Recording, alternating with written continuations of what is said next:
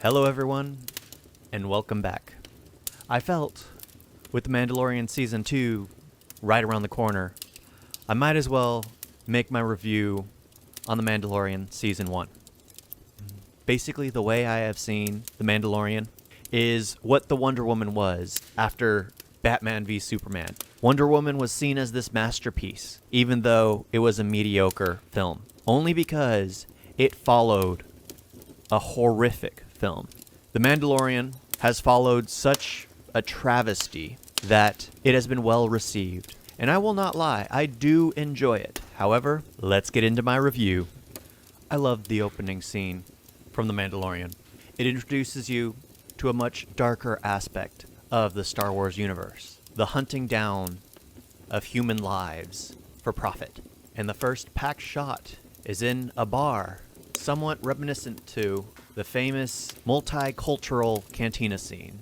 However, it feels as if The Mandalorian tiptoed around that. There are like 7 humans with 3 distinct alien species. And with the first words from The Mandalorian, you get a feel for his character. I love how the time is set right after the fall of the Empire. It shows you the grittier, darker aspects of a regime that falls. What happens to the people that relied on the success of a centralized government when people are allowed to freely squabble over every inch of territory instead of one authoritarian taking everything over? I found that concept intriguing. However, it seems the show tend to tiptoe around the aspect. When the Mando accepts a secret contract, he is led to a place where he meets a small Imperial force, where he's given a task to find a mark, and his payment would be Beskar, a type of steel used by the Mandalorians to create their armor. Mando accepts the contract and takes a piece of the Beskar as incentive and takes it down to a hidden underground area in the sewers where you finally are introduced to a coven of Mandalorians. They live in hiding, cowering in the shadows, not wanting the world to know that they are still out there, that they are still alive and moderately strong. He then heads off the planet to find the bounty. He lands on a planet and receives help from Nick Nolte's character, Quill. I like Nick Nolte movies. However, his role in this show seems way too drawn out. There are scenes that honestly are nothing more than filler. If you were to remove all the filler from this show, you might have several episodes less, but they had to get their runtime in. So they added pointless shots and the long drawn-out pointless dialogue between characters, as it made me realize that they had nothing really more to add to this show. The entire training montage where he's trying to learn to ride the beast, and then Quill gives him words of motivation, and then they show him actually slowly approach the beast, reach out his hand, mount the beast, and then that long drawn-out literally Rocky music montage of him riding to the ravine to where his bounty is located. Literally Rocky music to get to that point. Right after a Rocky montage. It was one of the first things, and they already had pointless scenes and added in Rocky music, which did not feel anywhere at place. The first time I saw the show, I instantly pictured Rocky. It took me out of Star Wars. It made me instantly realize that this isn't a galaxy far, far away. However, right when he gets to the ravine, he comes in contact with an assassin droid, who immediately I loved. I've always loved the aspect of droids. They've always seemed fascinating. I've always loved them to be more human. Not so much what they did in Solo, but I always loved those assassin-type droids, like HK-47. So the first time to actually meet one in film was spectacular. And it was humorous. It was entertaining to watch the dialogue between the droid and Mando. It was so much fun to see their banter back and forth. Every time the droid got cornered, tried to kill himself. It was such an enjoyment to watch. It added more character to Mando. After all the previous scenes of not much, he acted more like a machine. Even when he was around his other Mandalorians, he was still more stiff and robotic, not much character to him. But playing off of the droid really added more to him. They decide to split the bounty. However, the assassin droid is tasked with killing the bounty. Mando was tasked to either kill him or retrieve him. Mando, when he sees what the bounty is, destroys the droid and takes what has now become known as Baby Yoda alive. The second episode oozes filler. He's about to take the child back with him. However, his ship has been stripped by Jawas. You know, the little creatures on Tatooine with their massive sand crawlers. Yes, they're on this planet as well. In such a vast galaxy, why are there Jawas on so many different planets? What happened to the vastness of creatures? Why isn't there another scavenger race on this planet? Why does it have to be Jawas? Sure, it was entertaining to watch. However, I was more annoyed by it. And why didn't Quill, Nick Nolte, let Mando know about the Jawas? If he was hoping Mando would take care of it, why didn't he let him know about the Jawas? The reason why is it was to add filler, to add many more scenes to a really short story. So basically, the entire episode is him having to retrieve the parts of his ship back. And then Baby Yoda uses the Force. It was enjoyable to see Mando try and conquer a sandcrawler. I will give it that. However, having to make deals with the Jawas, having to travel to a cave to fight a beast to get an egg, Baby Yoda is a MacGuffin enough. Why do we need to add more MacGuffins to each individual episode? The MacGuffin you need is Baby Yoda, and then the Jawas need another MacGuffin. It's like they took the concept that they really wanted to get to, Baby Yoda, and realized, you know what, this would make a lot of money. Instead of adding him to the very end of the season, making that be his entire arc, they could have given him a bounty at the beginning where he needs to find him, and he has to deal with other stories along the way. And then you find the baby. Or not even introduced him, built on the world a little more. They rushed into it so quickly, and now he's stuck with Baby Yoda, and it's like, oh, we need to get as much screen time with Baby Yoda. Let's have his ship be scavenged for parts, and have him run around the area till he can finally leave the planet. Chapter 3, he finally returns, and he completes the contract by taking Baby Yoda to the Imperials. He receives his reward, and then goes to the hidden sanctuary where all the other Mandalorians are, and gets his entire suit of Beskar armor made. An entire suit. Imagine if he had received piece by piece. You get the feeling from that from the first episode with his trophy Beskar. He makes a shoulder pad. Imagine if he had to work towards making an entire suit of armor slowly. But no, he takes the Beskar as reward and then gets an entire suit of armor made. And then he tries to leave the planet. And I do give him credit for being able to show emotion through a mask. You're given little instances between something Baby Yoda touches, and then you see Mando look at the location. You see him look to the side. You'll see a tilt of the head, and you can feel a lot of what he's trying to get across from that. And it does wonders to the storytelling. It's amazing on how they did that, and I respect that. He realizes he's doing wrong, gets reminded of Baby Yoda as he's trying to reach for a lever, and goes back. He invades the Imp compound, kills all present except the doctor who put Baby Yoda to sleep. He takes Baby Yoda. I had the opinion that he was more of an honorable man. He would do what needed to be done. He accepts half of what his payment was worth so he can get a currency that is actually usable all over the place. So that way he can give it to the Mandalorians hiding in secret. So you get a feel of honor for him.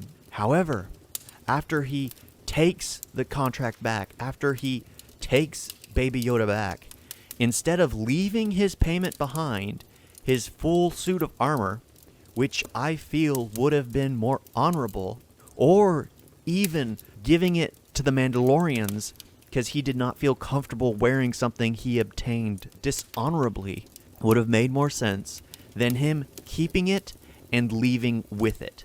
It just seems so wrong. Even though the Imperials did the Mandalorians wrong, it still isn't honorable to act the same way towards them. And then as Mando is trying to leave, all the bounty hunters, their tracking system reactivates and they go hunting Mando. And in the shootout in the little town, the bounty hunting town, as soon as Mando gets cornered, all the Mandalorians expose themselves, protecting Mando, protecting Baby Yoda, shooting all the bounty hunters around, allowing him to escape. Chapter 4. Mando is trying to find a safe haven to hide Baby Yoda, and he ends up on a planet in the outskirts with little inhabitants. He wanders into a bar, and there he encounters Cara Dune, Gina Carano's character. And honestly, she is the highlight of the episode. It is nice to have someone that you can actually look at. Mando tries to leave, and then a farming village finds him and contracts him to hunt the scavengers that have been plaguing their village. Mando hires Gina Carano to help him out, and then they find out that the scavengers have an Imperial walker. And then, I kid you not, they are training the villagers to fight. Honestly, this was one of the most disappointing episodes for me. Sure, scavengers aren't trained warriors, but these guys are willing to kill. They're far more ruthless. To put a weapon in a common citizen's hand, sure, they would defend themselves. However, I do not believe it would turn out the way they expected.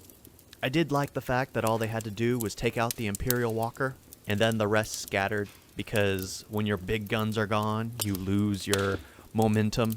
I didn't care for, again, another training montage. The only real highlight, again, was Gina Carano. You get a bit of her backstory. She enjoyed being a rebel soldier. She enjoyed being a drop trooper. However, she became a deserter because she did not join to be a guard for a senator. She did not join to be on patrol duty. She joined to free the galaxy from the tyranny the imps had caused. She craved action. She craved more. So you get a feel for her. You get more of her story. And I actually enjoyed that. But you could have had that without having the rest of the filler in the show. But after they free the village, Mando has already been tracked to the planet. So again, he needs to leave. And that leads into Chapter 5, where he lands himself on Tatooine. Again, another episode meant to fill the void of pointlessness. If we were to have filler in a Star Wars episode, I would like to see new species. I would like to see new worlds, new forms of living. However, you don't see that. You go from ice-like planet to barren-like planet to barren-like planet, back to barren-like planet to forest planet to desert planet on Tatooine, where he basically helps a young gunslinger who's trying to become a bounty hunter and wants the credit in order to be voted into the guild. And of course, at the beginning of the episode, his ship was damaged from a bounty hunter who shot him. So of course, while he's on Tatooine, he has to get it repaired. And he doesn't have the money to pay for it, so he has to accompany this gunslinger on his mission. I did, however, enjoy the interaction on Tatooine with the Sand People. I've always loved the backstory of them. Even in Knights of the Old Republic, when you venture into the Sand People's encampment, you get more of a understanding of them. They were there long before anyone ever colonized Tatooine. It's their planet. However, everyone who has come after has always called it their own, just because they have settled on it. They have created more permanent structures, when the Sand People seem to be more of a nomadic tribe. They travel around the planet. That's one aspect I will give this episode. Then the episode ends. He ends up having to kill everybody. He has enough money finally to pay for the repairs. He leaves the planet. And then finally, we get into an episode that I actually enjoyed. We get introduced to different aspects of the galaxy. You're introduced to a space station. You're introduced to aspects of his past. He is contracted by apparently an old colleague to enter a prisoner transport ship to free one of the prisoners. It had so much more character. Even though the comrades he was stuck with seemed rather flat, you could tell what they were planning to do from the beginning. However, it was nice to get a change of pace. It was more of a heist in space. And I loved it. It was fascinating to watch. Especially, I forgot to mention, the Mando hates droids. The whole prisoner transport ship was monitored by droids. They infiltrate the ship, which the only reason they needed Mando for was because he has a particular type of ship, which is so old that it is off most classifications, so it can fall under the radar. Most people can't track it. So they land on the transport ship, And then they find themselves to the command room, where there is a human. Another human. The only guard on the entire transport ship. The only living being, other than the prisoners, on the entire transport ship is another human. Why? Why? Why not an alien of some kind? Why are humans so prevalent in the Star Wars in this Mandalorian galaxy? Why can't we get a completely different race we have never seen before? Why another human? However, they end up in a standoff. The people Mando is allied with want to leave no survivors and kill him. However, the human happened to have a beacon on him, which he was using to ward them off. The beacon, which, if pressed, would call in reinforcements. Mando did not agree to any death. So there's a standoff until the human gets killed. Of course, what else would happen? They find the cell with the inmate they wanted to free, and it turns out to be one of the teammates' brothers. Someone, apparently, Mando has had clashes with. So, of course, what they do is they throw Mando in the cell and lock him in there as they try to escape. Mando, of course, escapes and then begins hunting them down one by one, taking them out of the equation. He finally tracks down the one they had freed after he takes down all the rest. The one he freed offers him a deal, the payment in full for his return, even though his sister has just been taken out by Mando. He takes the prisoner, and then it shows Mando landing on the station. Mando turns the guy over and accepts the reward, enters his ship, and leaves. As he's leaving, the guy who paid Mando orders his men to shoot Mando down. However, you start hearing beeping on the back of the prisoner that they had freed. Turns out that Mando had picked up the dead man's beacon and put it in the inmate's pocket, leading an assault team to the location. Then, of course, as he's flying away, it cuts to all the people that they tried to make you believe he had killed stuck in the cell of the inmate they had freed. And of course, I predicted it before they even showed it. I knew they would not have him killing anyone. And lo and behold, the only one that died was the innocent human they had killed and the droid that came accompanying them to pilot the ship. Still the best episode, though. Chapter 7, he had received a message to return back to that barren planet of all the bounty hunters. He decided to get Gina Carano and Nick Nolte to come with. However, Nick Nolte wanted the droid, the assassin droid, which Mando had killed, he had reprogrammed, and he wanted to bring him with him. And this was such an annoyance to me.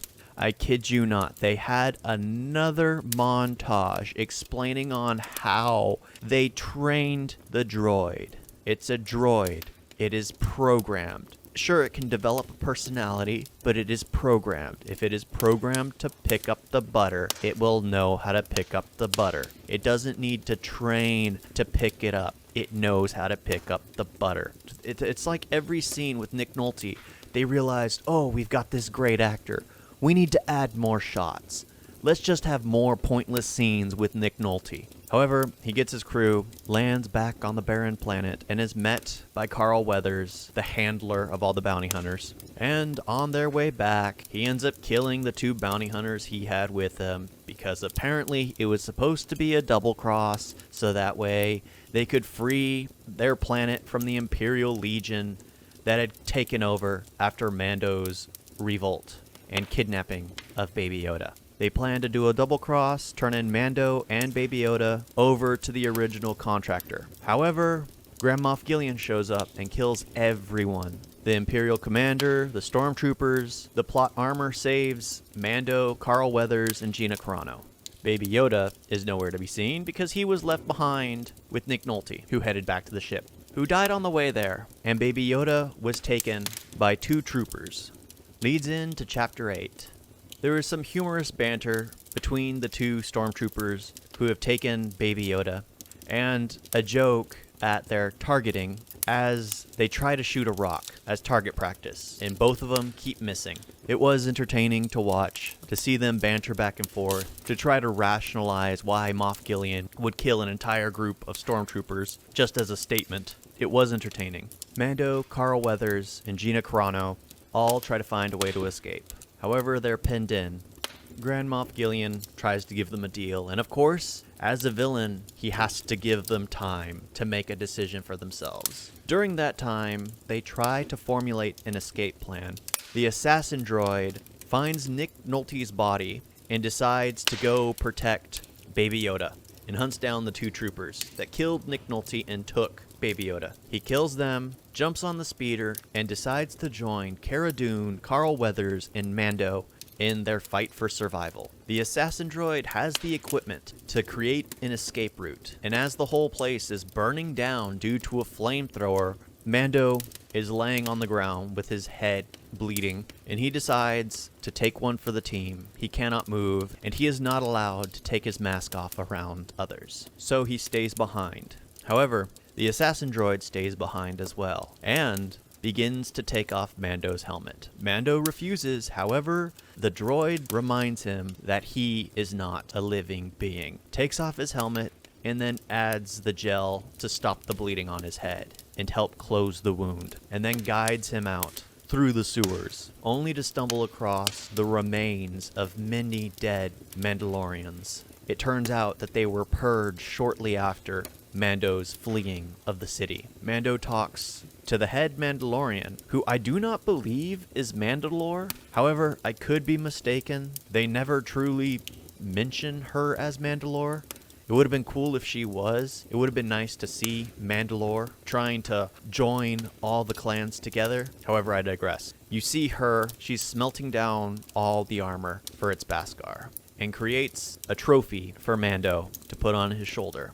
I found the history of the world far more fascinating than the main story itself. Learning about Cara Dune, Gina Carano, who was a shock trooper. Learning about Mando's past. Learning about the new apparent rules of the Mandalorians. I had never heard that they were not allowed to take off their masks. However, that apparently has become canon. After he leaves the sewers, the droid sacrifices himself. Moff Gideon hunts them down in a TIE fighter. Mando flies up to the TIE fighter and blows a wing off of the TIE fighter, leading to a happy end for Mando, for Baby Yoda, as they will no longer have to worry about the imps. Only then to cut to the TIE fighter, as you see a black beam pierce through the TIE fighter, cutting a hole open, and there Moff Gideon is wielding the legendary lightsaber once held by the leader of the Mandalorians themselves, even shown in the Clone Wars, a black, razor-thin lightsaber. Like I said, I do enjoy this show. Kind of like DC fans getting Wonder Woman after Batman v Superman, after Man of Steel. After two stinkers, it is nice to get something more grounded, even though it's in the safest way possible. There's far too few creatures in the world, and the creatures that are in seem to be repeated over and over again. Jawas on almost every planet, and humans everywhere. I understand that in the Star Wars universe, humans seem to be the majority, especially when Imperials hate almost all alien life except for humanoids. It would have been nice to see other creatures and other alien languages. The prominent language is Basic, which is English. And then, of course, at the very beginning, there is another language, which is another human tongue. What made Star Wars fascinating was all these languages that humans couldn't speak, like Wookiees. We couldn't entirely speak. It's not in our tongue, but we can understand, just like other aliens. Couldn't speak Basic, but they could understand because their vocal cords didn't work the same way. I would like to see an Ithorian speaking English. That just doesn't seem possible. They spoke the way they could speak. It's about understanding one another. And I found that fascinating. You didn't need subtitles. All you needed was the character's response, because they could understand one another. They were breaking barriers. It was always the Empire, the Sith, which hated other races like that. They always preferred the humanoid races. I enjoy the show.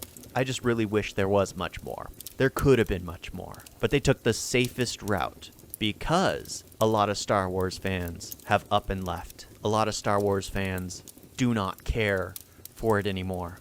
With good reason.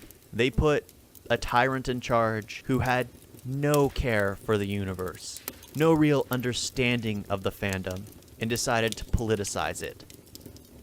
It is nice to see The Mandalorian try to go back to its roots. We'll see how long that can hold with Season 2 right around the corner.